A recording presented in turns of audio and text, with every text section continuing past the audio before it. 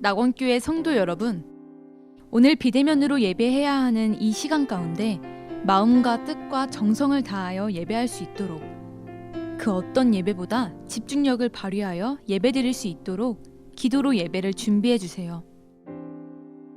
믿음의 가족들을 위해서도 함께 기도해 주세요. 홀로 예배하기 힘든 지체들과 연약한 성도들이 결코 하나님과 멀어지지 않도록, 영적으로 방황하지 않도록 이 시간 함께 기도합니다.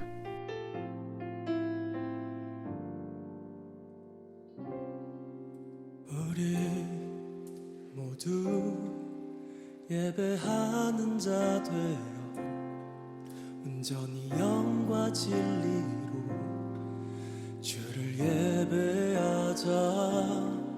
주가 우리와 함께 영원히 함께 하시고 마르지 않는 샘물로 우릴 채우시리. 우리 모두 예배하는 자 되어 온전히 영과 진리로 주를 예배하자. 주가 우리와 함께 영원히 함께 하시고 마르지 않는 샘물로 우릴 채우시리라.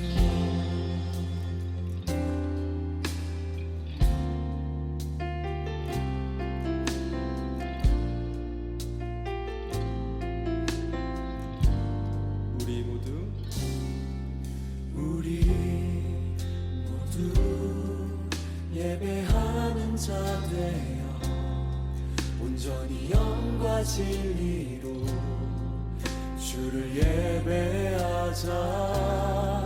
주가 우리와 함께 영원히 함께 하시고 마르지 않는 샘물로 우리 채우시리. 우리 모두 예배하는 자 되어 온전히 영과 진리로 주를 예배하자. 주가 우리와 함께 영원히 함께 하시고 마르지 않는 샘물로 우리 채우시리. 우리 모두 예배하는 자 되어 온전히 영과 진리로 주를 예배하자. 주가 우리와 함께 영원히 함께 하시고 마르지 않는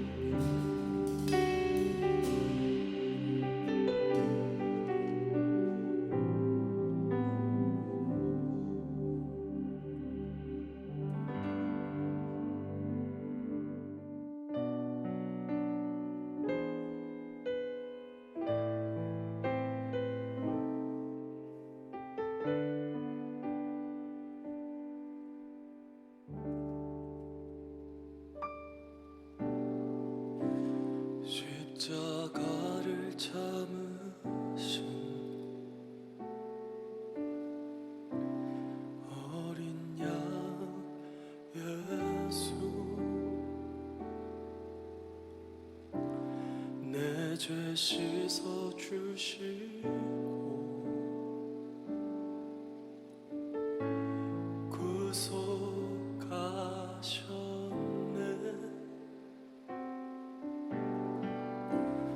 어둠을 물리치신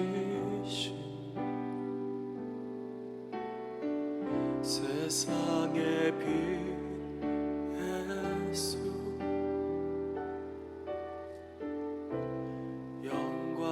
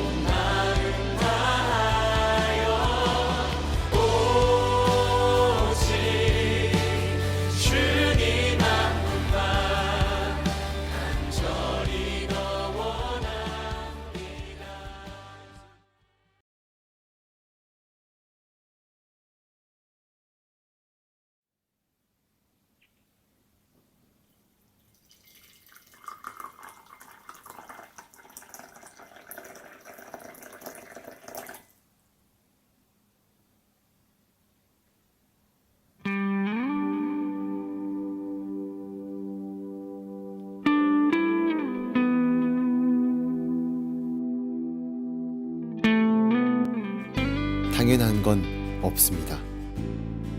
당연했던 것이 당연해지지 않으면 우리는 당연한 건 없었다는 것을 알게 됩니다. 코로나로 인해 함께 모여 예배를 드리지 못하게 되자 우리는 우리가 드렸던 예배가 당연했던 것이 아니었음을 깨닫게 되었습니다. 더 본질적인 이야기를 한다면 우리가 받은 구원도, 우리가 드린 예배도, 우리가 누린 축복도, 당연하게 여겼던 모든 것들이 자격 없는 우리에게 주신 하나님의 선물입니다. 우리는 값없이 받았지만 하나님은 대가를 치르셨습니다. 그러므로 결코 당연한 것이 아닌 하나님의 은혜입니다. 감사는 바로 여기서부터 시작입니다. 당연했던 것이 원래 당연하지 않았다는 사실부터 말입니다. 추수감사절, 당연하게 생각했던 모든 것들이 감사의 제목으로 바뀌길 소망합니다.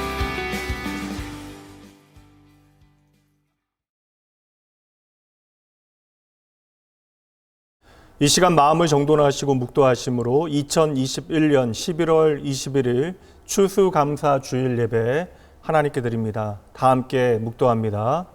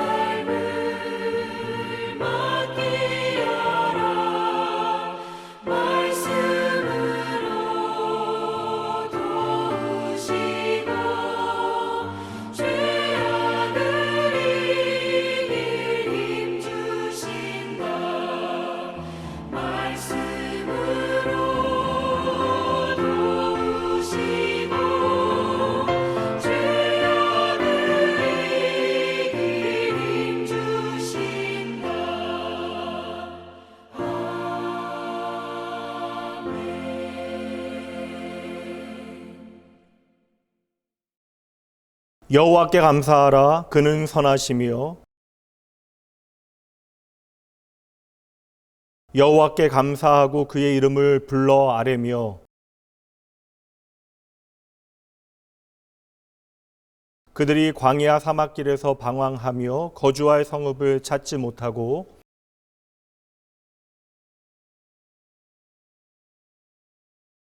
이에 그들이 근심 중에 여호와께 부르짖음에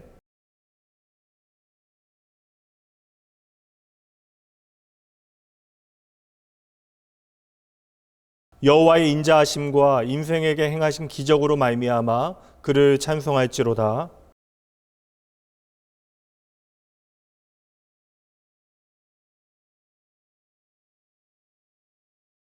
전능하사 천지를 만드신 하나님 아버지를 내가 믿사오며 그 외아들 우리 주 예수 그리스도를 믿사오니 이는 성령으로 잉태하사 동정녀 마리아에게 나시고 본디오 빌라도에게 고난을 받으사 십자가에 못 박혀 죽으시고 장사한 지 사흘 만에 죽은 자 가운데서 다시 살아나시며 하늘에 오르사 전능하신 하나님 우편에 앉아 계시다가 저희로서 산자와 죽은 자를 심판하러 오시리라.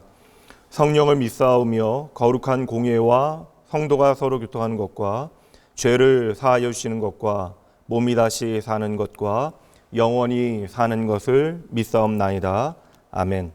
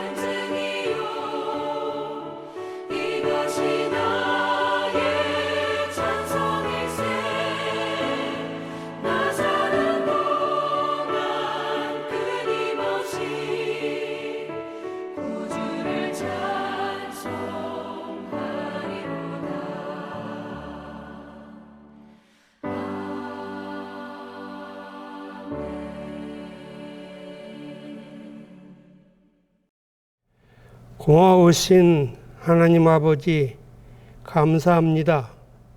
기쁨으로 하나님 아버지께 나왔습니다. 추수감사 주일입니다. 마음과 정성을 다하여 예배드립니다.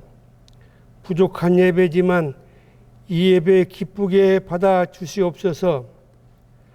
낙원교회 성도님들 하나하나 손 붙잡아 주시옵소서. 은혜 내려 주시옵소서. 지쳐있는 주님의 백성들 위로하여 주시옵소서. 다시 일으켜 세워 주시옵소서. 오늘은 신축년 추수감사 주일입니다. 아름다운 낙원교회에서 아들, 딸, 손자, 손녀들과 함께 추수감사 예배 드릴 수 있음에 감사드립니다. 금년은 코로나 재앙으로 삶이 무겁게 짓누르고 지쳐 있지만 하박국 선지자처럼 포도나무에 열매가 없고 밭에 먹을 것이 없고 외양간에 소가 없을지라도 나는 여호와로 말미암아 즐거워하며 하나님으로 말미암아 기뻐하리로다. 힘들어도 감사하게 하옵소서. 너희는 기생 라합을 기억하라. 약속의 땅에는 기생 라합의 자리도 있다. 힘들어도 하나님을 향하고 일어나 전진 또 전진. 담임 목사님의 말씀을 다시 생각합니다. 코로나 재앙으로 암울하고 어두운 이때에 절망에 주저앉지 않고 포기하지 않고 하나님을 향하고 하나님 나라 생명 불멸 영생의 구원의 땅 약속의 땅을 향하여 묵묵히 한 걸음 한 걸음 전진 또 전진 보무도 당당하게 걷게 하심을 감사드립니다. 이 나라는 지금 흔들리고 있습니다. 코로나 재앙으로 소상공인들이 무너지고 있습니다. 북한 핵무기와 미사일로 안보가 흔들립니다. 지금 이 나라는 진영 논리로 상대방 탓만 하고 갈등 대립 분열로 흔들리고 있습니다. 흔들린 것 위에 서고 소망을 두지 않게 하옵소서. 애굽의 사슬을 끊어버리게 하옵소서. 온 세상이 흔들린다 해도 두려워하지 않게 하심을 감사드립니다. 영원히 흔들리지 않는 길이요 진리요 생명이신 예수 그리스도 위에 튼튼히 서게 하심을 감사드립니다. 예수 그리스도 때문에 세상 만사가 감사 제목으로 바뀌게 하심을 감사드립니다. 예수 그리스도 때문에 매일매일 감사하며 복된 삶을 살게 하심을 감사드립니다. 예수 그리스도 때문에 우리의 일생이 감사로 가득 차게 하심을 감사드립니다. 아름다운 낙원교회에서 예수님 십자가 붙잡고 전진 또 전진 전성길 걷게 하심을 감사드립니다. 낙원교회 젊은이들의 앞날을 열어주시옵소서. 날씨가 추워지고 있습니다. 국방 의무로 수고하는 낙원교회 젊은이들을 지켜주시옵소서. 낙원교회 어린 생명들의 꿈을 지켜주시고 인도하여 주시옵소서. 단위에 세우신 담임 목사님을 붙들어 주시옵소서. 선포되는 말씀이 힘과 용기가 되고 생명의 말씀이 되도록 성령님 도와주시옵소서. 오늘의 말씀이 각 가정에서 삶의 일터에서 생명의 말씀으로 다시 살아나도록 다시 숨쉬도록 성령님 역사하여 주시옵소서. 이 모든 말씀 우리 주님 예수님 이름으로 기도합니다. 아멘.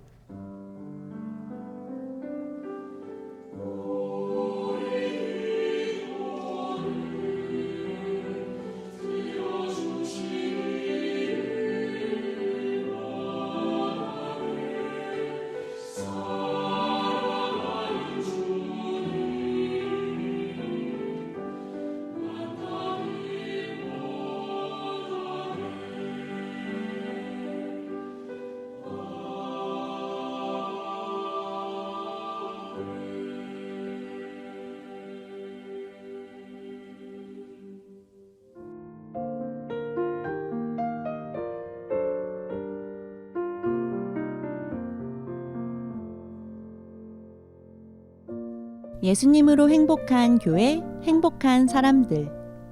2021년 11월 셋째 주 주일 낙원교회 교회 소식입니다. 할렐루야! 주일 예배에 함께하신 여러분 모두를 주님의 이름으로 환영합니다. 오늘은 추수감사 주일입니다. 2021년 참으로 힘겨운 시간 속에서도 나에게 신실하셨던 하나님을 기억하며 풍성한 삶의 열매들을 주신 하나님을 향한 감사와 기쁨을 마음 다해 고백하기를 소망합니다. 2021 엔젤트리 신청을 받습니다. 송파 지역에 섬김이 필요한 어린이들에게 성탄의 사랑과 함께 복음을 전하는 나눔 프로젝트입니다. 우리의 성탄을 향한 기쁨과 감사가 누군가에게 새로운 소망이 되어져야 합니다. 카카오톡 낙원교회 채널 또는 1층에서 신청하실 수 있습니다. 각 기관과 부서는 다음 주 주일까지 결산 보고해 주시기 바랍니다. 2021년의 세 번째 설교 주제 전진, 또 전진이라는 주제로 말씀이 선포됩니다.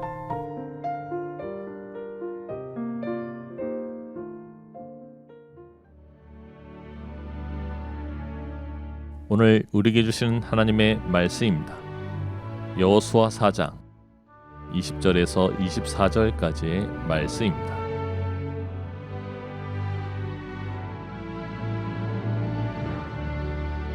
여호수아가 요단에서 가져온 그 12돌을 길갈에 세우고 이스라엘 자손들에게 말하여 이르되 후일에 너희의 자손들이 그들의 아버지에게 묻기를 이 돌들은 무슨 뜻이니까 하거든 너희는 너희의 자손들에게 알게 하여 이르기를 이스라엘이 마른 땅을 밟고 이 요단을 건넜습니다.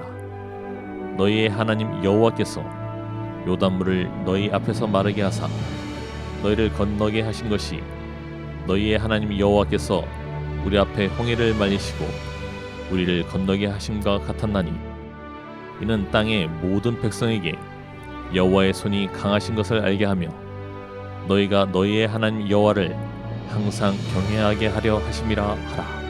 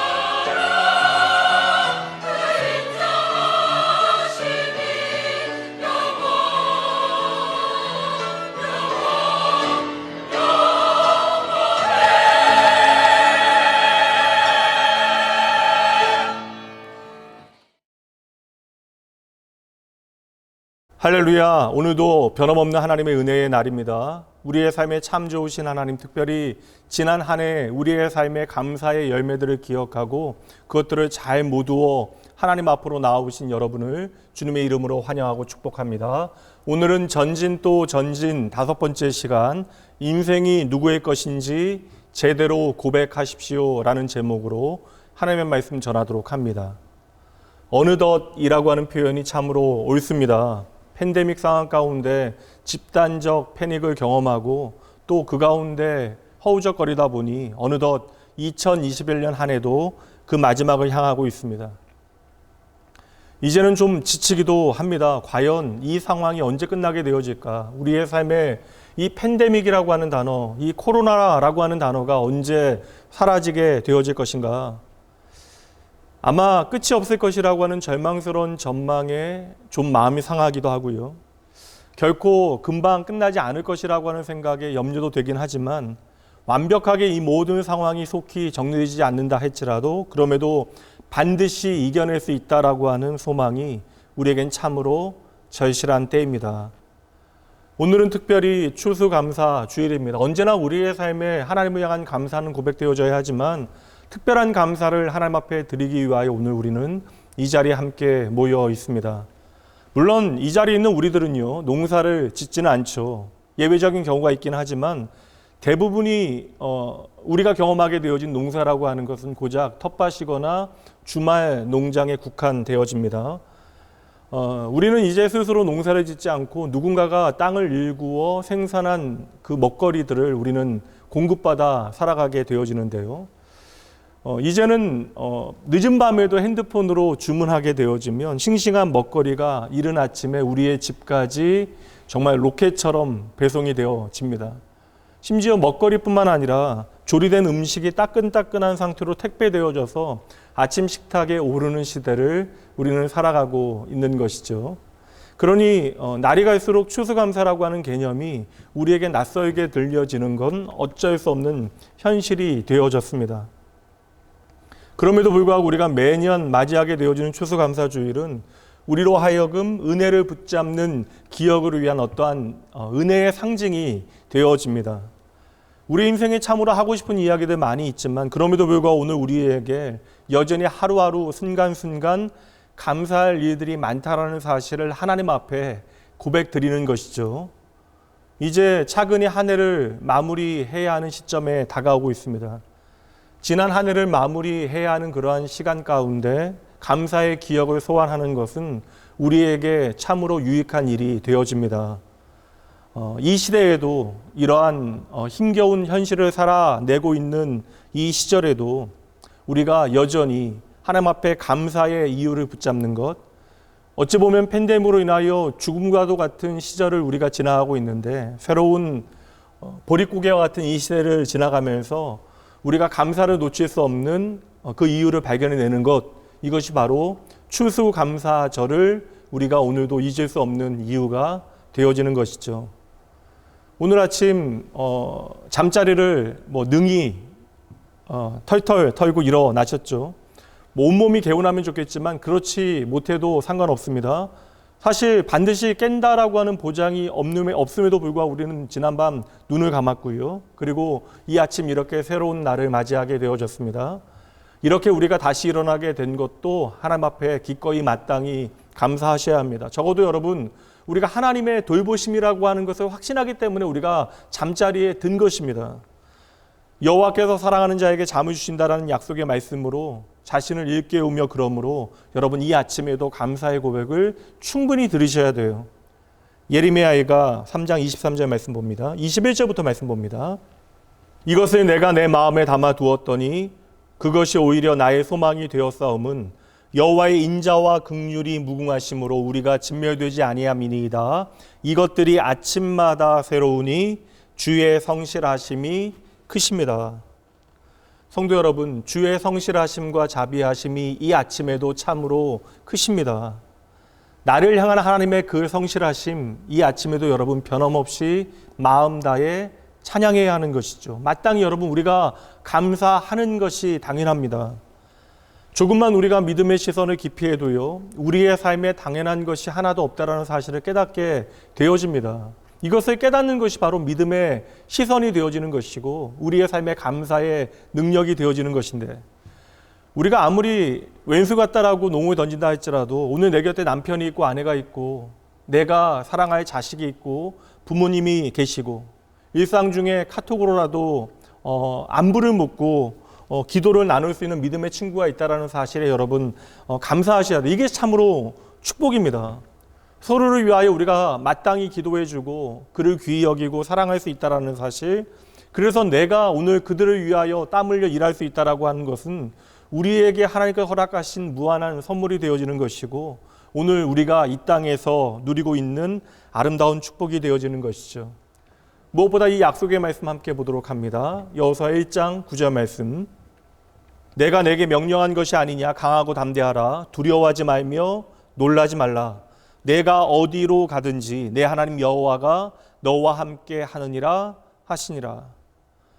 올 한 해도 저와 여러분 우리가 걷는 게 다 헤아리지 못하고 참으로 예상치 못한 길로 다녔습니다. 그럼에도 불구하고 지금까지 우리가 인식하건 인식하지 못하건 간에 하나님께서 우리와 함께 그 길을 걸어가셨기에 수많은 역경과 그 깊은 상실감과 외로움과 아픔과 슬픔을 견뎌내고 이 혹독한 팬데믹 와중에도 우리가 여기까지 걸어오게 되어진 것입니다.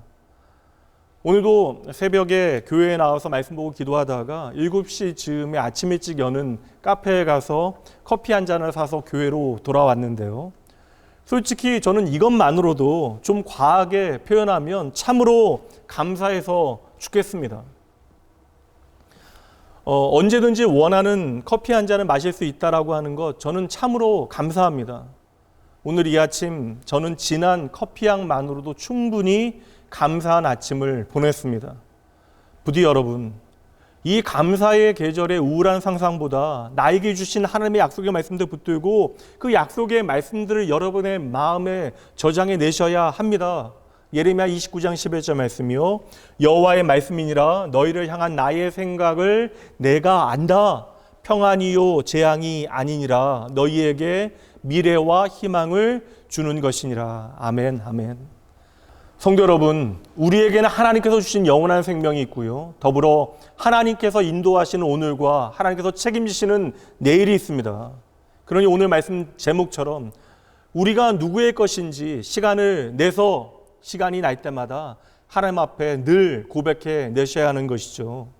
우리가 함께 살피고 있는 여호수아서는 정복에 대한, 전쟁에 대한 내용이 담겨져 있는데 막상 신기하게도 군사적인 세부 내용은 전혀 등장하지 않아요. 여호수아의 군대가 어떠한 무기를 가지고 있는지, 또한 전쟁을 위하여 어떠한 준비를 하고 그 군대가 어떻게 편성되어져 있고 조직되어져 있는지, 그리고 어떠한 훈련을 그들이 받아서 그 모든 전쟁을 승리하고 있는지, 이러한 질문들에 대하여 여호수아서는 어떠한 답도 우리에게 전혀 제공하지 않습니다. 만약에 우리가 전쟁이라고 하는 관점을 통하여 여호수아서를 해석한다면 여호수아서는 우리에게 물리적인 전쟁을 보여주고 있는 것이 아니라 영적인 전쟁을 보여주고 있기 때문에 그러합니다. 진짜 전쟁은 가나안 거민이나 아모리 족속과의 사이에서 벌어지는 전쟁이 아니에요. 여호수아서가 우리에게 보여주고 있는 전쟁은 영적인 전쟁으로, 광야에서 약속의 땅으로 전진하고 또 전진하는 영적인 전쟁의 과정을 우리에게 비추어 주는 것이죠. 불신앙의 광야에서 벗어나 약속의 땅으로 나의 발걸음을 옮긴다라고 하는 것은 여러분 한 가지 전제, 내가 바로 하나님의 백성이라고 하는 그 사실을 인정하고 기억하는 것으로부터 출발하는 것입니다.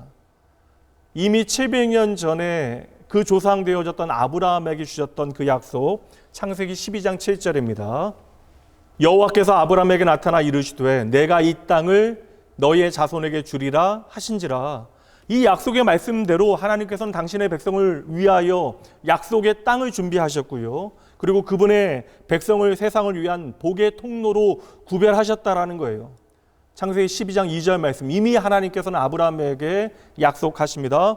내가 너로 큰 민족을 이루고 내게 복을 주어, 핵심은 그 다음이에요. 너의 이름을 창대하게 하리니, 결론은 이것이죠. 너는 복이 될지라. 핵심은 내가 이 땅 가운데 커지는 것이 핵심이 아니라 내가 바로 이 세상에 복이 되어진다라는 거예요. 하나님의 나라가 나를 통하여 이 땅 가운데 이루어지는 하나님의 일하심의 통로가 바로 저와 여러분이 되어진다라는 것이죠. 오늘 저와 여러분이 추수감사주일을 맞이하여 한 해를 돌아보며 하나님의 은혜를 마음껏 감사해야 하는 것과 마찬가지로 하나님께서는 이스라엘 백성들을 하나님의 구원 이야기를 기록하는 원고지로 삼으신 것입니다. 그래서 우리가 말씀을 통해서 확인하게 되어지는 약속의 땅, 예루살렘 성, 베들레헴 마을, 성전과 제사들, 선지자와 제사장 왕, 이 모든 것들이 저와 여러분을 향하신 하나님의 구원의 메시지를 보여주고 있는 것입니다. 이 모든 것을 배경으로 하나님께서는 인간으로 이 땅에 오셨고 당신께서 당신의 피로 죄악된 땅을 흠뻑 적셔내시고 부활하심으로 이 땅을 뒤흔들어 새롭게 하신 것이죠. 그러므로 본질적으로 여호수아서는 땅 없는 광야의 거짓대들이 땅을 얻게 되어지는, 기적으로 땅을 얻게 되어지는 이야기가 아닙니다. 여호수아서는 하나님께서 당신의 나라를 이 땅에 임하시게 하는 그 발판을 우리에게 보여주고 있는 것입니다. 여호수아서는 물리적인 전쟁을, 땅에 대한 전쟁을 우리에게 보여주는 것이 아니라 영적인 전쟁이기 때문에 오늘 저와 여러분의 전쟁도 마찬가지입니다. 에베소서 6장 말씀을 한번 가보도록 할까요? 10절부터 말씀 봅니다.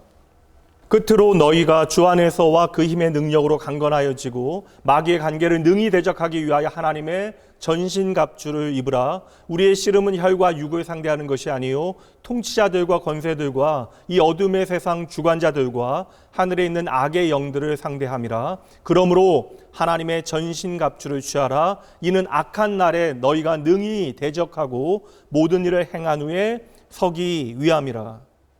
성도 여러분, 이스라엘 백성들이 하나님의 놀라운 은혜 가운데 애굽을 나오고 또한 홍해를 건너 하나님의 백성이 되어집니다. 다시 말하면 내가 죽음으로부터 건짐받았다는 사실을 기억하고 내가 하나님의 백성이라고 하는 사실은 알고 있는데, 근데 문제는 무엇이에요? 그 후로도 오랫동안, 참으로 오랜 세월 가운데 하나님의 백성답게 살지 못했다라는 거예요. 그랬기 때문에 그들은 광야를 헤매이게 되어졌던 것입니다. 그러나 이제 하나님의 말씀을 듣고 그 말씀을 마음에 잘 저장하였던 여호수아 세대는 하나님의 말씀 붙들고 영적인 싸움을 기꺼이 싸워내기로 결단해요. 그 영적인 싸움을 싸워내겠다라고 결단한 것이 무엇으로 드러납니까? 바로 약속의 땅을 향하여 말씀 붙들고 한 걸음 한 걸음 전진 또 전진하였던 것이죠. 오늘 저와 여러분에게도 똑같은 싸움이 있습니다.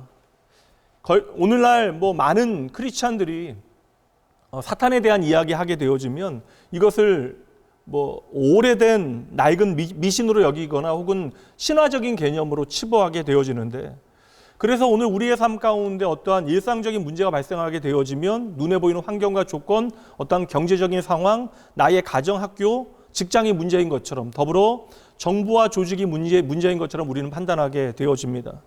하지만 성경은 분명하게 우리의 믿음의 문제에 있어서 적이 있다는 사실에 대하여 말씀하고 있죠. 그리고 그 구체적인 적의 이름을 사탄이라고 명기하고 있습니다.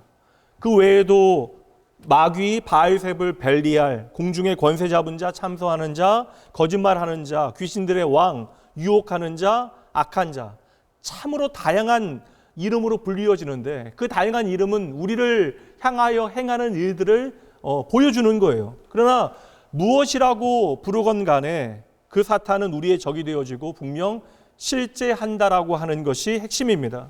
그러니 사탄은 우리가 흔히 생각하는 영화나 만화책에 나오는 귀엽고 장난기 많은 캐릭터가 아닌 것이죠. 그는 보이지 않지만 하나님을 대적한 타락 전사입니다. 루시퍼라 불리어지는 그는 하나님의 자리를 탐하다가 결국 반역과 불순종의 결과로 영원한 멸망을 선고받게 되어집니다. 그리고 그 반역과 불순종의 대열, 그 멸망의 길에 오늘 저와 여러분이 함께 합류하기를 간절히 열망하는 것이죠. 그래서 베드로전서 5장 8절과 9절 말씀 보면요, 근신하라 깨어라 너희 대적 마귀가 우는 사자같이 두루다니며 삼킬 자를 찾나니 너희는 믿음을 굳건하게 하여 그를 대적하라. 성도 여러분, 추수감사 주일에 참으로 무거운 주제를 여러분과 나누는 것이 결코 아닙니다. 오늘 우리의 삶에 왜 하나님을 향한 진정한 감사가 사라졌는가에 대한 이유를 보여드리고 있는 것이죠. 여러분, 하나님께로 가까이 간 사람은 누구나 사탄의 공격을 경험하게 되어집니다. 그리고 우리는 성경 가운데 그놈의 전과 기록을 다양하게 확인하게 되어지는데 우리가 이전에 바로 살폈던 다윗 말씀이요. 역대상 21장 1절 사탄이 일어나 이스라엘을 대적하고 다윗을 충동하여 이스라엘을 괴수하게 하니라. 눈으로 보기에는 나라가 얼마나 잘 되어가고 있는가에 대한 확인하는 것처럼 보여지는데 그게 아니라는 거예요. 이게 바로 하나님을 대적하는 마음이고 이것을 사탄이 충동하여 일으켰다라고 이야기합니다. 신약의 중요한 장면으로 한번 가보시죠. 요한복음 13장 2절 마귀가 벌써 시온의 아들 가룟 유다의 마음에 예수를 팔려는 생각을 넣었더라. 하나님의 말씀을 마음에 담지 못했던 가룟 유다의 마음을 마귀가 움직였다라는 것입니다. 예수님께서 안식일에 참으로 오랜 세월 가운데 병으로 고생한 여인을 고치신 다음에 그녀를 못마땅하게 여겼던 그리고 예수님이 행하신 일들에 대하여 마음 상했던 사람들에게 주신 말씀인데 그 말씀 보시죠. 누가복음 13장 16절 그러면 18해 동안 사탄에게 매임받은 이 아브라함의 딸을 안식일에 이 매임에서 푸는 것이 합당하지 아니하냐. 사도 바울이 교회들을 향하여 정신 차리라고 권면하며 나눈 말씀 고린도후서 4장 4절 그 중에 이 세상의 신이 믿지 아니하는 자들의 마음을 혼미하게 하여 그리스도의 영광의 복음의 광채가 비치지 못하게 하미니 그리스도는 하나님의 형상이니라.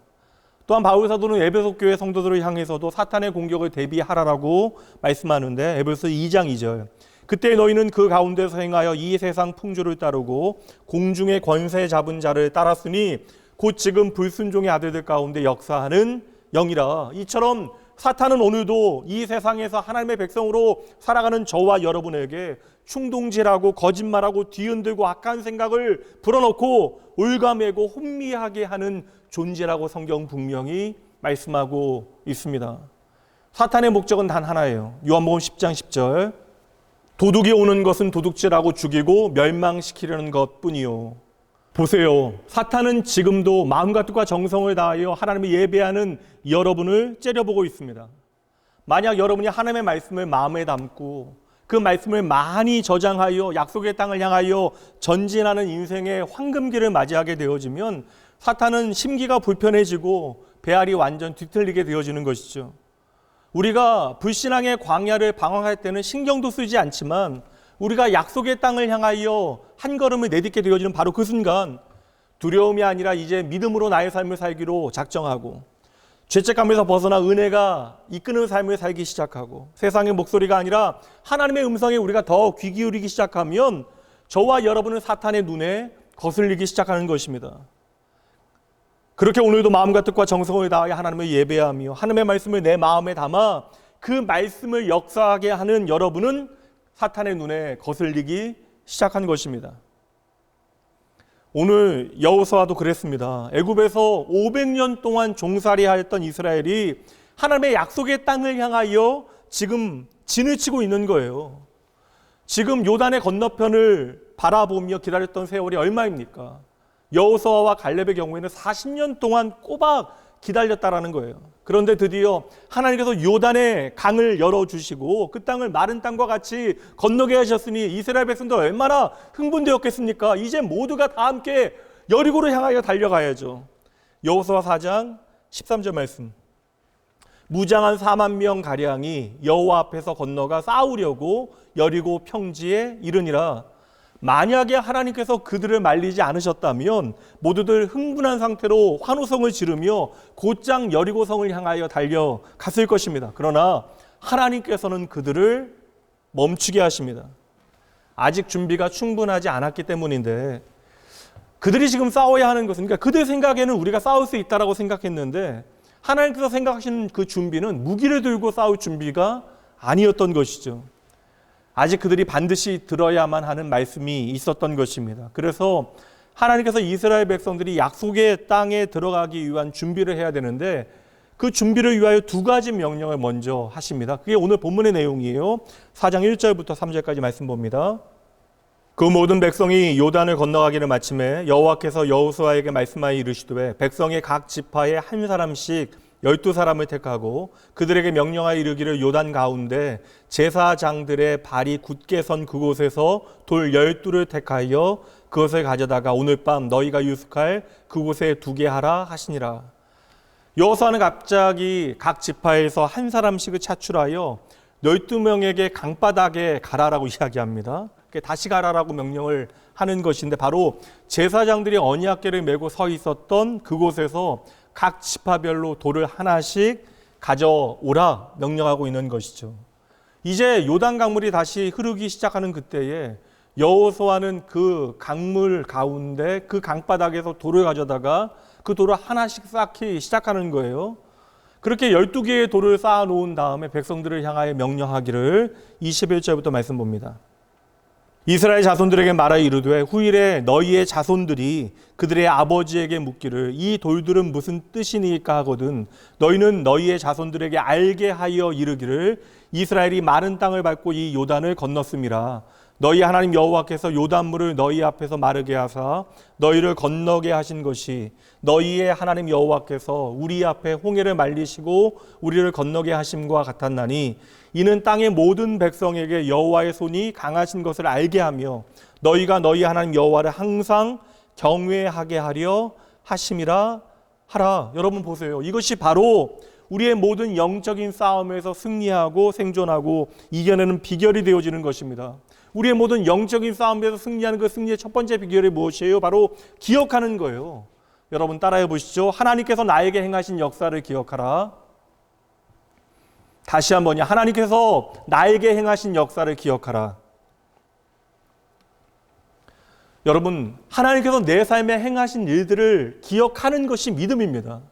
하나님께서 내 삶에 이루신 일들을 그러므로 내 인생 기억 창고에 하나하나 잘 쌓아두어야 하는 것이죠. 이제 이스라엘 백성들은 하나님께서 나와 함께 하신다는 사실을 기억하고 약속의 땅을 향하여 전진하고 또 전진하게 되어집니다. 그런데 오늘 여호수아는 요단강이 마른 땅이 되어지고 그 요단의 중심에 언약궤를 메고 서 있었던 제사장들이 있는 그 자리, 그곳에서 돌을 가져다가 모든 이스라엘 백성들이 볼 수 있도록 그것을 높이 쌓아둔 것입니다. 여러분 보셔야 돼요. 이제 여리고를 향하여 달려가야 되는데 이것이 우리의 내일인데 저 앞에 있는 여리고를 바라보기 전에 먼저 은혜의 기억이 되어지는 요단강을 바라보고 돌아보고 하나님께서 그곳에서 우리에게 베푸신 일들이 무엇인지를 기억해야 한다는 것입니다.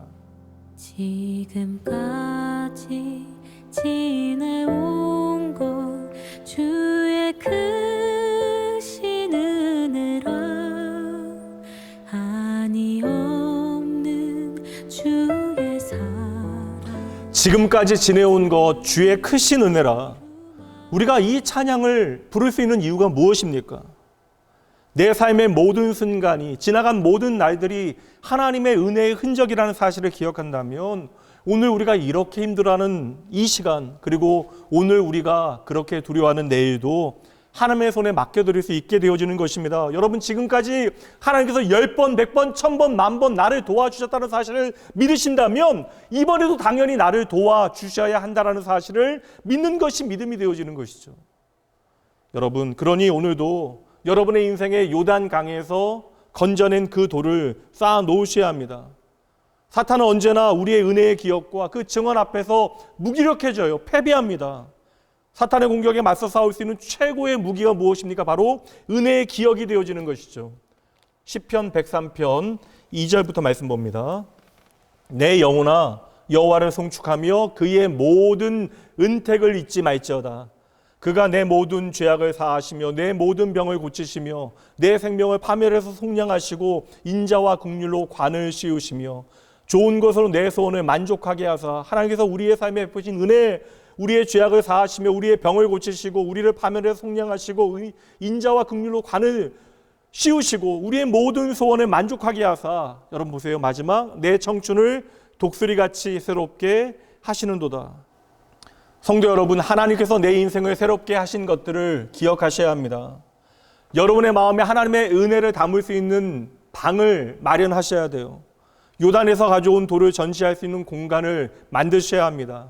그렇게 내 삶에 하나님의 은혜를 기억하게 되어질 때마다, 경험하게 되어질 때마다 여러분 그것을 그냥 뒤로 던져놓지 마시고 여러분의 마음의 선반 위에 잘 보이는 곳에 그 기억들을 올려두셔야 한다는 거예요. 그리고 내 인생에 내가 감당하기 어려운 난관이 닥쳐오는 그 순간에 하나님께서 내게 베푸신 그 지난 시간의 은혜의 기억들을 다시금 하나하나 훑어보시면 됩니다. 하나님께서 내게 주신 모든 복, 하나님께서 내게 응답해 주신 모든 기도, 하나님께서 나를 지켜주신 모든 순간들을 여러분 돌아보셔야 하는 것이죠. 다윗은 그렇게 골리앗과의 싸움에서 승리했습니다. 모든 사람들이 두려워하고 있을 그때에, 숨어 있었을 그때에 다윗은 그 거인과 싸우기 전에 하나님께서 내 삶에 행하신 일들을 떠올려요. 기억해냅니다. 사무엘상 17장 34절부터 말씀 봅니다. 다윗이 사울에게 말하되 주의 종이 아버지 양을 지킬 때에 사자나 곰이 와서 양떼에서 새끼를 물어가면 내가 따라가서 그것을 치고 그 입에서 새끼를 건져내었고 그것이 일어나 나를 해하고자 하면 내가 그 수염을 잡고 그것을 쳐 죽였나이다. 주의 종이 사자와 곰도 쳤은즉 살아계신 하나님의 군대를 모욕한 이 할례받지 않은 블레셋 사람 이리이까 그가 이 짐승의 하나와 같이 되리이다. 다윗은 과거를 돌아봄으로 나의 내일 미래를 준비한 것입니다. 저와 여러분이 요단강을 기억하지 아니하고 무작정 여리고를 향하여 달려가게 되어지면 내 손에 들려있는 무기와 자원만을 의지하게 되어지면 우리는 큰코 다치게 되어집니다. 오늘 2021년 여러분의 추수감사주일은 내 인생에 베푸신 하나님의 은혜에 대한 기억에서부터 출발하셔야 합니다. 잊지 마셔야 돼요. 이 은혜의 기억이 만드는 감사는 바로 내일을 준비할 수 있는 가장 강력한 자원과 무기가 되어지는 것입니다. 여호수아와 함께 수많은 사람들이 지금 동행하고 있는데 그 사람들 중에도 분명 참을성 없는 사람들이 있었을 것입니다. 여호수아야 이제 우리가 돌을 쌓았으니 하나님 앞에 감사했으니 빨리 이 기세를 몰아서 공격해야 합니다. 그러나 아직 때가 아니라는 거예요. 여리고로 전쟁하기 위하여 하나님의 은혜의 기억을 우리의 마음에 새기는 것이 첫 번째 준비라면 두 번째 하나님께서 명령하신 것이 한 가지 더 있습니다. 그것은 바로 나의 정체성을 확인하는 것이에요. 바로 너희가 누구인가를 기억하라는 것입니다. 여호수아서 5장 2절입니다. 그때 여호와께서 여호수아에게 이르시되 너는 부싯돌로 칼을 만들어 이스라엘 자손들에게 다시 할례를 행하라 하시매 600년 전 하나님께서는 아브라함에게 할례를 행하도록 명령하시죠. 창세기 17장 말씀으로 가봅니다. 너희는 표피를 베어라. 이것이 나와 너희 사이의 언약의 표징이니라. 할례라고 하는 히브리어는 몰이라고 하는 단어인데 잘라내다라고 하는 1차적인 의미가 있습니다. 그래서 생후 8일이 되어진 모든 남자아이는 우리가 하나님으로부터 구별되어졌다. 우리가 하나님의 백성이다라고 하는 상징으로 생식기의 표피를 베어냈습니다. 그렇게 함으로 내가 하나님의 백성이라고 하는 정체성을 확인하게 되어지는 것이죠.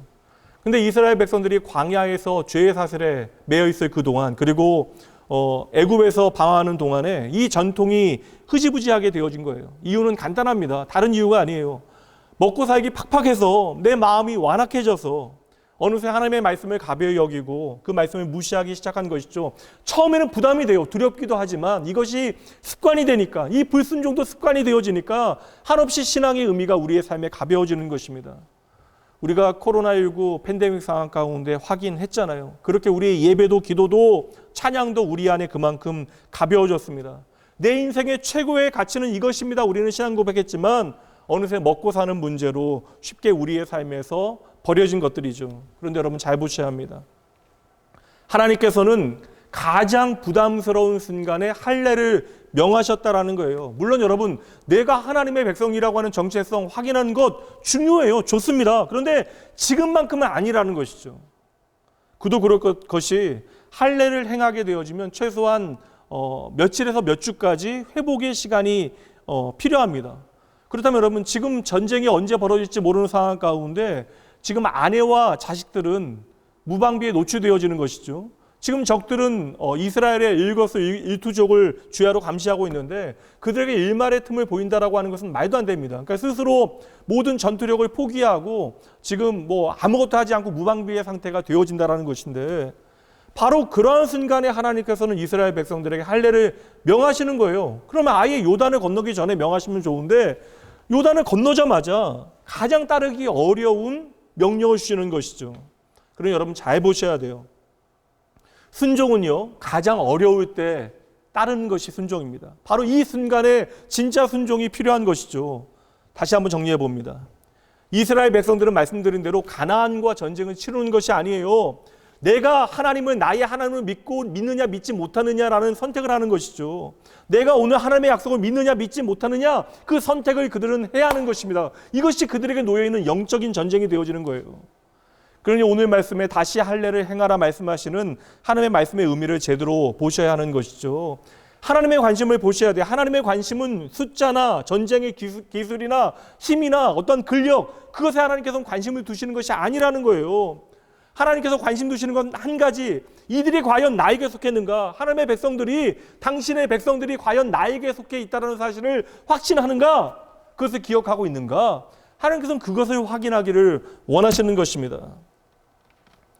이스라엘 백성들이 가나안 땅으로 전진하고 또 전진하는 일의 성패는요, 그들의 숫자나 무기나 힘에 달려있는 것이 아니라 하나님과 함께 하느냐 하지 않느냐의 문제가 되어지는 것이죠. 그러므로 이스라엘 백성들은 무엇보다도 약속의 땅에 들어와서 가장 먼저 그들의 정체성, 나의 정체성을 분명하게 해야 하는 것입니다. 광야에서 지난 40년 동안 그들은 불신앙으로 일관했습니다.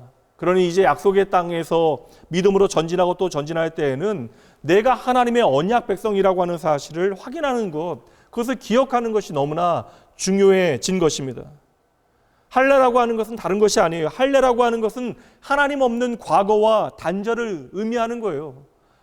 이제 애굽의 모든 죄의 사슬을 끊어내고 그 광야에서의 불순종을 버린다라고 하는, 그것과 단절된다라고 하는 것이 바로 할례의 의미가 되어지는 것입니다. 그러므로 다시 할례를 행하면서 나의 새로운 정체성을 확인하고 그것을 선포해내야 하는 것이죠. 그러니 할례는 다른 것이 아니라 하나님의 말씀에 순종하겠다라고 하는 결단이 되어지는 것입니다. 그러니 몸의 할례를 받는 것으로 끝나게 되어지는 것이 아니라 할례의 진정한 의미는 행위에 있는 것이 아니라 마음에 있는 것이에요. 바로 너는 나의 것이다 말씀하시는 하나님 앞에 내가 바로 하나님의 것입니다 라고 고백하는 것이 할례의 정신이 되어지는 것이죠. 말씀 보도록 합니다. 신명기 10장 16절.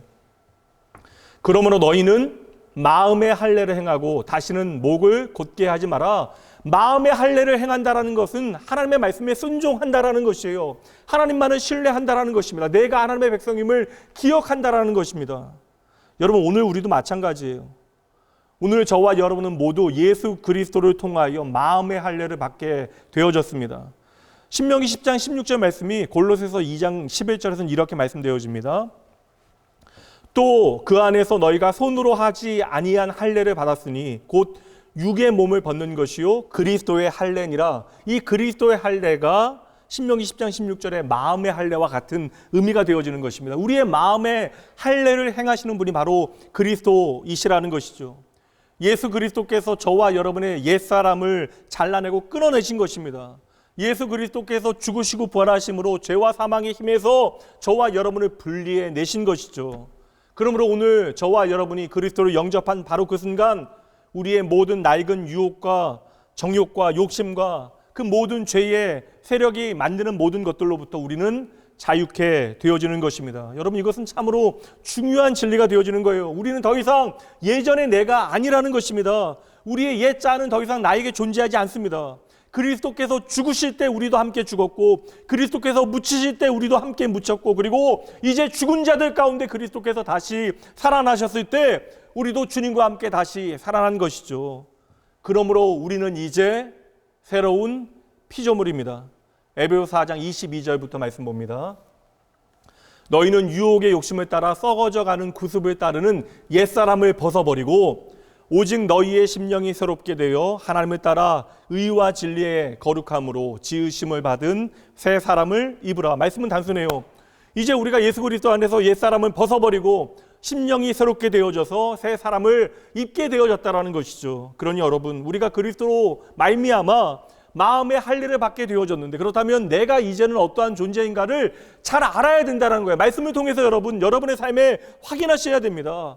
여러분은 하나님의 자녀입니다. 여러분은 그리스도의 친구입니다. 여러분은 그리스도의 몸의 지체입니다. 여러분은 성도이고 신실한 자입니다. 여러분은 구속받고 모든 죄를 용서받은 자입니다. 여러분은 그리스도 안에서 충만한 아무것도 부족함이 없는 자입니다.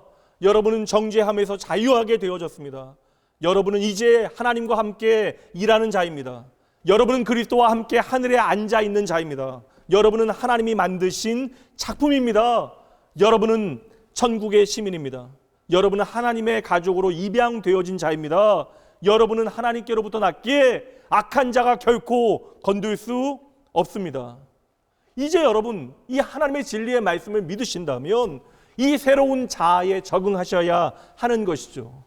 로마서 6장 11절 말씀입니다. 이와 같이 너희도 너희 자신을 죄에 대하여는 죽은 자요 그리스도 예수 안에서 하나님께 대하여는 살아있는 자로 여길지어다. 아멘. 여러분 이 사실 믿고 마귀가 가까이 다가오거든 당당히 맞서시면 되는 거예요. 이미 그리스도께서 승리하신 싸움입니다. 그러니 여러분 겁먹지 말고 두려워하지 마시라고요. 우리의 삶에 그리스도의 사랑과 자비가 여러분의 삶을 주장하여야 하지만 여러분 적어도 사탄에 대하여는 인정사정 봐줄 필요가 없는 것입니다. 사탄의 거짓말이 더 이상 속아 넘어갈 필요가 없는 것이죠. 이 세상의 진리와 가치와 시대정신이 던지는 쓸데없는 비난에 여러분 위축되어질 필요가 없습니다. 때때로 우리가 연약하여 실패하고 넘어지게 되어질 때 분명히 있을 거예요. 그러나 그때에도 사탄이 들추어내는 우리의 지난 과거의 모든 실패와 아픔의 기억에도 여러분 그 순간 기억하셔야 돼요. 내가 예수 그리스도 안에서 누구인가? 이것만 정확하게 기억하고 우리가 선포하게 되어지면 모든 것은 상황 끝.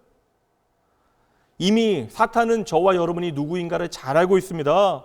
다시 말하면 비진리가 진리를 이길 수 있는 방법은 없다라는 거예요. 사탄의 속임수는 무엇입니까? 그렇다면 사탄의 속임수는요, 여러분이 누구인가를 까먹기를 바라는 거예요. 그 말도 안 되는 가능성에 희망을 걸고 오늘 우리에게 덤벼들고 있는 것이죠. 그러니 여러분 단순합니다. 여러분은 내가 누구인가를 정확하게 기억하기만 하면 돼요.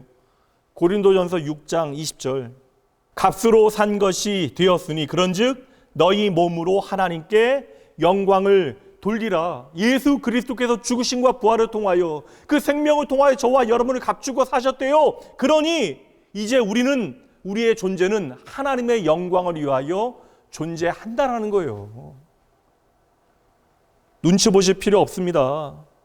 우리가 예수 그리스도의 보혈값으로 하나님의 자녀가 되어진 것이에요. 그러니 믿음으로 그 사실을 선포하시면 되는 것입니다. 함께 말씀 보도록 합니다. 이제 우리를 그리스도 예수의 사랑으로부터 끊을 수 있는 것 아무것도 없어요. 로마서 8장 35절 누가 우리를 그리스도의 사랑에서 끊으리요? 환난이나 곤고나 박해나 기근이나 적신이나 위험이나 칼이랴. 그러니 이제 우리가 언제나 담대히 하나님의 은혜와 사랑을 구할 수 있는 것이죠. 히브리서 4장 16절 함께 읽습니다. 그러므로 우리는 긍휼하심을 받고 때를 따라 돕는 은혜를 얻기 위하여 은혜의 보좌 앞에 담대히 나아갈 것이니라. 여러분 우리가 하나님께 속하였으니 내가 두려워할 이유가 어디에 있겠습니까? 그러니 우리는 이렇게 고백할 수 있는 것이죠. 빌립보서 4장 13절 내게 능력 주시는 자 안에서 내가 모든 것을 할 수 있느니라. 성도 여러분, 약속의 땅 사람들은 이렇게 말하며 생각하며 살아가야 되는 거예요. 이 땅을 살아가며 고개 똑바로 들고 당당하게 믿음을 살아내야 하는 것입니다. 하나님의 백성들은 이 땅에서도 하늘의 기업과 유산을 따라 살아가게 되어진 것이에요. 그러니 마귀의 모든 거짓말에 여러분 다른 것 하지 말고 여러분의 천국 시민권, 하나님의 자녀의 그 증명서 펼쳐 보여주시면 되는 거예요. 당장 오늘 우리의 형편 돌아보면 이 모든 고백들이 현실적으로 낯설고 조금 낯뜨겁게 느껴질 수도 있어요. 그러나 여러분 우리의 감정과 느낌이 무슨 상관이 이게 사실이 아니라고요. 그것이 우리에게 중요한 것이 아니라 하나님의 말씀, 엄연한 하나님의 진리가 우리를 향하여 무엇이라 선포하고 있는가를 여러분 보셔야죠.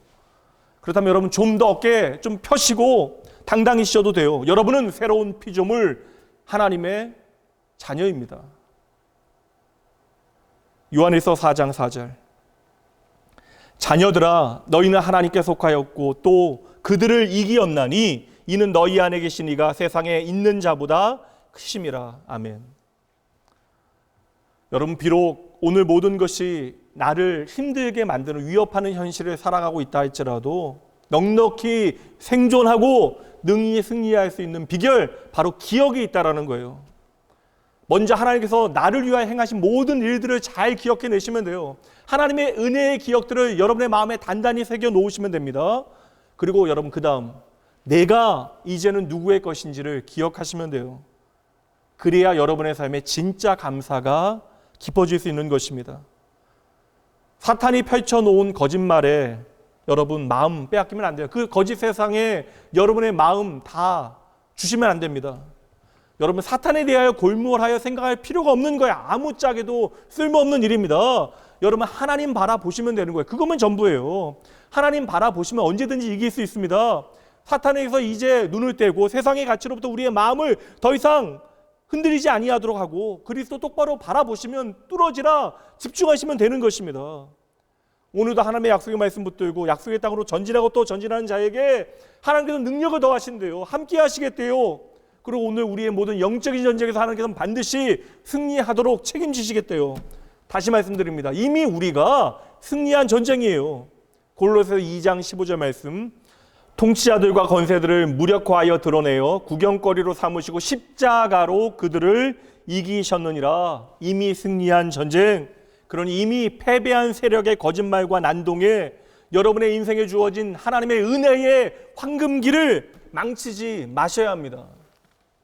오늘 하루 여러분의 인생에 하나님께서 행하신 일들 기억하고 마음껏 감사하십시오. 그리고 하나님의 은혜로 덮으신 과거를 다시 한번 기억해 내시고 그 은혜의 기억을 가지고 내일을 준비하시면 되는 거예요. 두 번째, 여러분 내가 누구인가를 여러분 기억해 내시면 돼요. 여러분 더 이상 과거의 누군가가 아니라 하나님의 자녀가 되어진 것입니다. 이 두 가지 사실 단단히 붙들고 여러분 다시금 믿음의 걸음 걸어 여리고성을 향하여 전진하시면 돼요. 이미 승리하신 싸움입니다. 여러분 하나님은 반드시 여러분의 삶을 회복하실 것이에요. 참으로 힘든 여러분의 삶의 모든 형편 가운데 하나님만이 나의 전부 되심을 우리로 하여금 마음껏 고백하게 하실 것입니다. 다시 말씀드립니다. 이 아름다운 감사의 계절에 우울한 상상으로 여러분의 삶을 낭비하지 마세요. 여러분의 영혼 깊은 곳으로부터 우러나는 진한 감사의 향기로 여러분 하나님 앞에 예배하셔야 합니다. 그리고 나를 향하여 미소 지으시는 하나님 믿음으로 바라보시면 되는 것입니다. 오늘은 다시 한번 이 말씀으로 설교 마무리하도록 할게요. 예레미야 29장 11절부터 말씀 봅니다.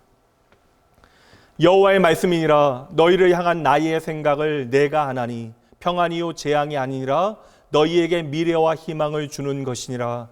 너희가 내게 부르짖으면 내게 와서 기도하면 내가 너희들의 기도를 들을 것이요 너희가 온 마음으로 나를 구하면 나를 찾을 것이요 나를 만나리라. 기도합니다. 하나님 아버지, 이 시간 내 인생의 진정한 행복과 감사의 이유를 깨닫게 하시니 주여 감사합니다. 언제부터인가 주님께서 내 삶의 주인 되어 주셨고 내가 마음껏 주님 예배할 수 있는 은혜의 길을 열어주셨는데 그럼에도 내 인생에 풀리지 않는 당장의 문제에 힘겨워하며 추수감사주를 맞이해서도 눈물 가득한 하루를 맞이하였습니다. 주여 믿음으로 회복되어진 그 놀라운 은혜를 저희들 바라보게 하여 주시옵소서. 이 모든 시간들을 통하여 주의 약속의 말씀 붙들고 주님께 더 가까이 나아가게 하시되 나를 다시 일으켜 주의 영광 위하여 살아가게 하실 주님의 시간을 확신하며 주 안에 새로운 힘과 새 노래와 새 기쁨으로 풍성히 누리게 하여 주시옵소서. 오늘도 세상에 감당치 못하는 문제와 아픔 가운데 더할 수 없는 고통 가운데 저희들 허덕이게 되어질 그 순간 주님께서 나의 영원한 생명으로 나의 모든 문제 해결자로 찾아오심을 저희들 믿게 하여 주시옵소서. 이 아름다운 추수감사주일 아버지 다시 한번 주님을 향한 감사의 제목들을 하나하나 되새겨 보기를 원합니다.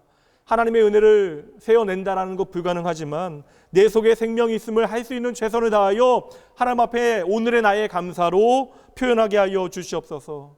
하나님 나의 정체성을 하나님의 은혜의 말씀을 통하여 확인하게 하시되 예수 그리스도의 십자가 앞에서 나의 아버지와 존재의 의미를 깨달아 이제는 아버지의 소원을 나의 가슴에 품고 온전히 하나님께서 기뻐하시는 믿음의 삶을 잘 살아낼 수 있도록 주여 이 감사의 계절에 더할 수 없는 감사와 기쁨을 주님 앞에 고백해낼 수 있도록 주의 백성의 그 삶과 아버지여 그 모든 순간들을 주장하여 주시옵소서.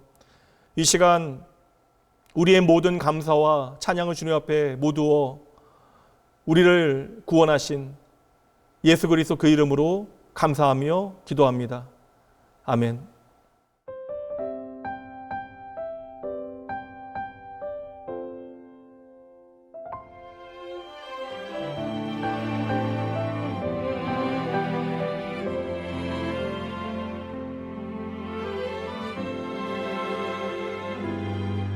내가 누려왔던 모든 것들이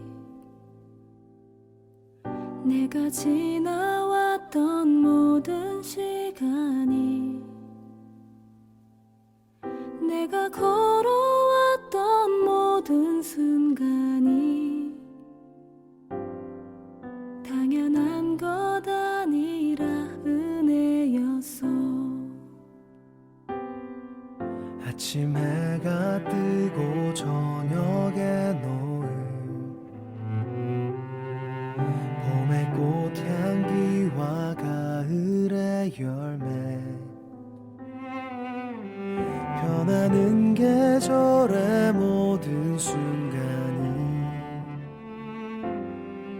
당연한 것 아니라 은혜였어.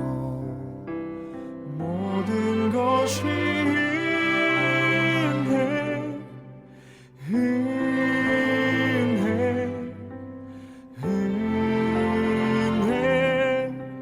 한없는 은혜 내 삶에 당연한 건 하나도 없었던 것을 모든 것이 은혜였어.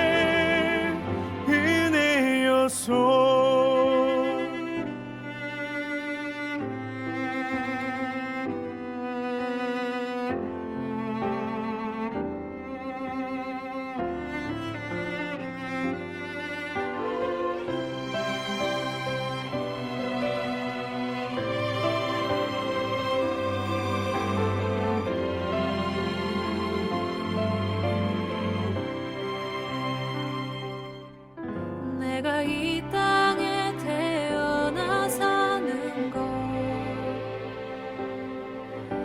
어린아이 시절과 지금까지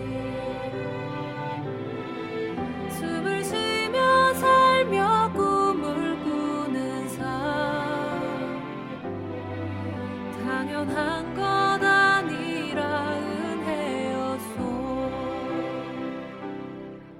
내가 하나님의 자녀로 살며 오늘 찬양하고 예배하는 삶 복음을 전할 수 있는 축복이 당연한 것 아니라 은혜였소. 모든 것이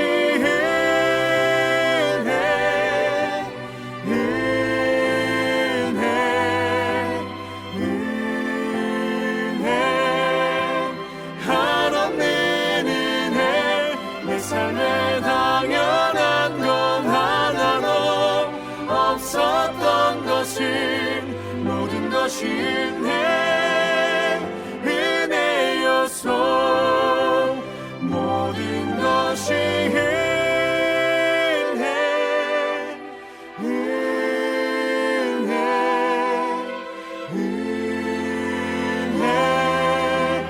한없는 은혜 내 삶에 당연한 건 하나도 없었던 것을 모든 것이 은혜였소. 모든 것이 은혜였소.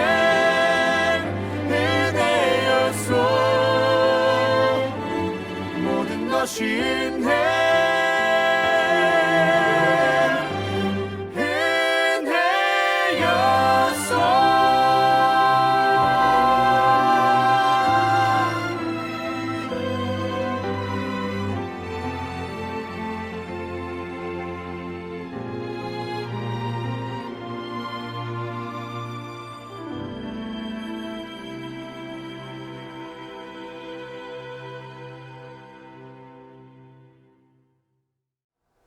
하나님 진정 모든 것이 하나님의 은혜입니다. 주의 말씀 앞에 십자가의 진리 앞에 우리의 존재의 의미를 깨닫게 하시니 이 또한 감사합니다. 하나님께서 나의 선한 목자 되시어 내 삶에 허락하신 모든 것들 기억하여 이 시간 나의 최선의 감사와 기쁨을 고백으로 주님께 돌려드립니다. 나의 삶의 모든 순간이 하나님의 기적의 아버지의 순간임을 기억하며 이 시간 주님 앞에 믿음으로 드리는 손길마다 축복하여 주시되 하나님 이들의 삶의 모든 자리에 하나님을 향한 기쁨과 감사가 날로 풍성하게 가득하게 하여 주시옵소서. 특별히 하나님 오늘을 참으로 힘겹게 살아가는 믿음의 가족들이 있다면 아버지 그들의 모든 삶의 자리에 함께 하시어 하나님 무언가를 잃은 아픔, 감당기 어려운 경제적인 문제, 힘겨운 관계의 아버지여 상처로 인하여 찢기고 상한 마음들 주님께서 위로하여 주시고 하나님 그 마음들을 아버지 인도하여 주의 선하신 아버지여 역사하심 앞에 아름다운 고백으로 응답할 수 있도록 주여 친히 일하여 주시옵소서. 하나님 저희들 한 마음으로 축복하며 믿음의 공동체를 섬기겠습니다. 한 영혼을 향하신 주의 마음 먼저 깨닫게 하시고 주의 회복의 은혜를 먼저 경험한 저희들 주의 복음의 증인 하나님의 구원의 도구 되게 하여 주시옵소서. 우리 안에 하나님을 향한 감사가 기쁨이 가득 넘치게 하시어 저희를 통하여 예수 그리스도의 아버지의 그 복음의 능력이 아버지여 진리로 증거되어질 수 있도록 주여 친히 역사하여 주시옵소서. 오늘도 내일도 우리의 삶의 유일한 목적 되시고 우리의 모든 존재의 이유 되어 주시는 우리의 생명 되신 예수님 이름으로 간절히 축복하며 기도합니다. 아멘.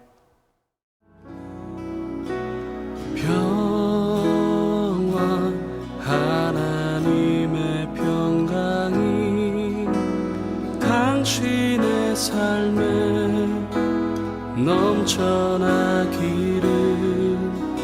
평화 하나님의 평강이 당신의 삶에 가득하기를 축복합니다. 이제는 우리 주 예수 그리스도의 은혜와 하나님의 사랑하심과 성령 하나님의 함께하심이 주의 말씀이 나를 약속의 땅으로 전진하게 하는 힘이 되어줌을 믿고 참으로 힘든 세월 감당기 어려운 삶의 자리에서도 나의 모든 여건과 환경을 뛰어넘어 나의 감사의 이유 되신 주님만 바라보기로 소망하는 그리고 하나님의 놀라운 은혜와 약속의 자녀라고 하는 그 잊지 못할 정체성 단단히 붙들고 말씀이 보여주는 방향으로 한 걸음 한 걸음 걸어가기로 결단하는 모든 주의 백성들 그들의 가정 자녀 일터 위에 주의 모든 교회들 하나님의 도우심이 절박한 믿음의 가족들 그리고 주의 복음 위에 세움받은 이 땅의 교회들과 사역자들을 위해 지금으로부터 영원까지 함께 있을지어다. 아멘.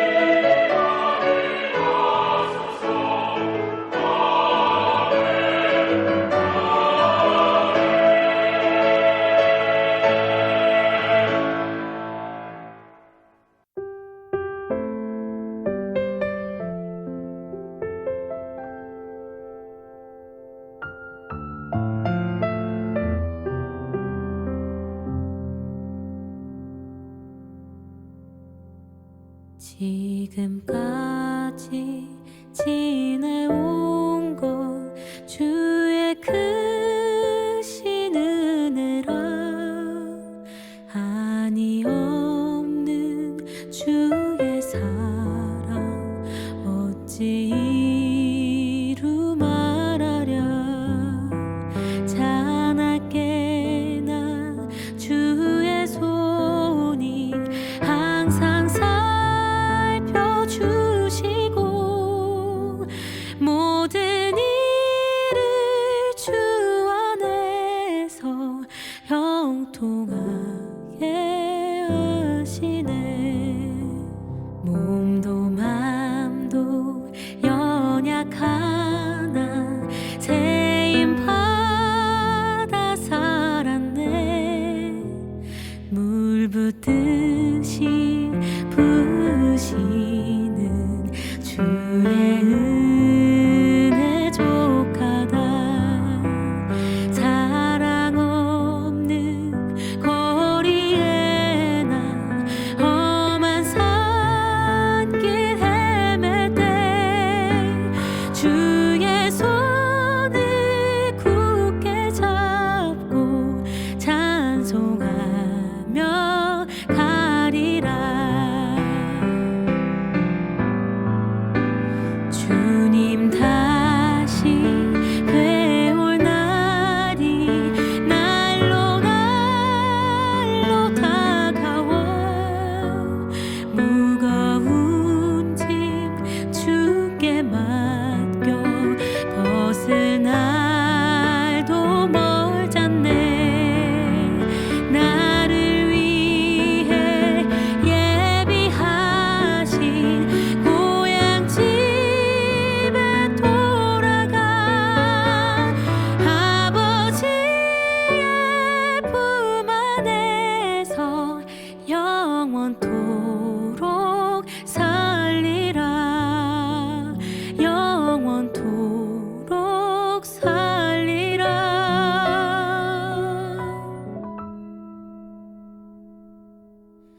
영원토록